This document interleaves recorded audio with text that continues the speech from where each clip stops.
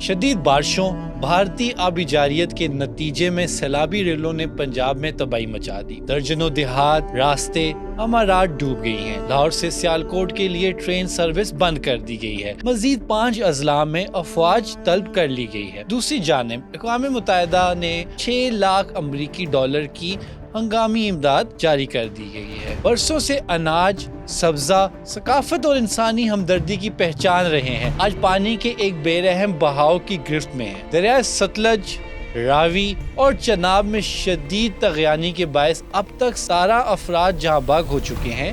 یہ سیلاب گزشتہ 4 دہائیوں کا بدترین سیلاب قرار دیا جا رہا ہے۔ اس نے سینکڑوں دیہات کو تہس نہس کر دیا ہے اور اہم اناجوں کی فصلوں کو ڈبو دیا ہے۔ پی ڈی ایم اے کے مطابق تینوں دریاؤں میں شدید طغیانی سے 14,60,000 سے زائد افراد متاثر اور 1692 موضع جات زیر آب آ چکے ہیں۔ مونسون میں طوفانی بارشیں بھی ہوئی ہیں، لیکن بھارت نے اپنے ڈیموں سے اچانک سیلابی ریلوں کی صورت میں پانی کا اخراج کی وجہ سے جو تباہی پاکستان میں آئی ہے، اس کی مثال شاید ہی دنیا کے کسی حصے میں دیکھنے کو نہ ملے۔ بھارت اور پاکستان کے درمیان 1960 کا سندھ طیز معاہدہ اس نظم و ضبط کے لیے طے پایا تھا تاکہ دونوں ممالک قدرتی وسائل کو امن، ترقی اور بقا کے لیے استعمال کریں۔ مگر جب بھارت نے یک طرفہ طور پر اس معاہدے کو معطل کیا اور معلومات کی فراہمی بند کی تو در حقیقت یہ صرف قانونی یا سفارتی مسئلہ نہیں رہا بلکہ انسانی بحران بن چکا ہے۔ بھارت کی طرف سے خون خوار ریلوں کی شکل میں پاکستانی دریاؤں اور علاقوں میں داخل ہو رہے ہیں۔ پانی کو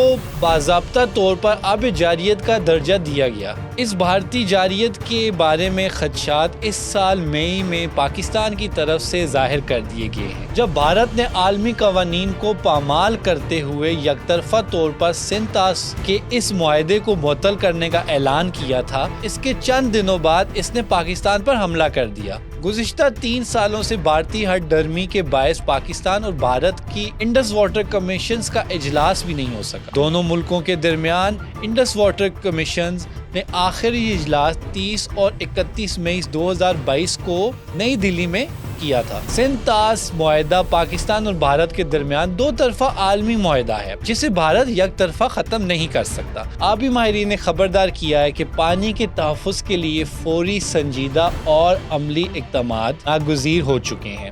پانی صرف قدرتی نعمت نہیں بلکہ قوم کی لائف لائن ہے۔ اب اسے بچانے کا وقت ہے۔ ملک میں ڈیمز کی کمی، حکومتی عدم توجہ اور پانی کا زیان نے صورتحال کو مزید بگاڑ دیا ہے۔ آبی ماہرین نے برسات کے پانی کو ذخیرہ کرنے، جدید واٹر مینجمنٹ سسٹم اپنانے اور قومی سطح پر اویئرنیس چلانے کا مطالبہ کیا ہے اور کہا ہے کہ ڈیم کی تعمیر، مؤثر واٹر پالیسی اور ٹیکنالوجی کا استعمال ہی اس لائف لائن کو بچا سکتا ہے۔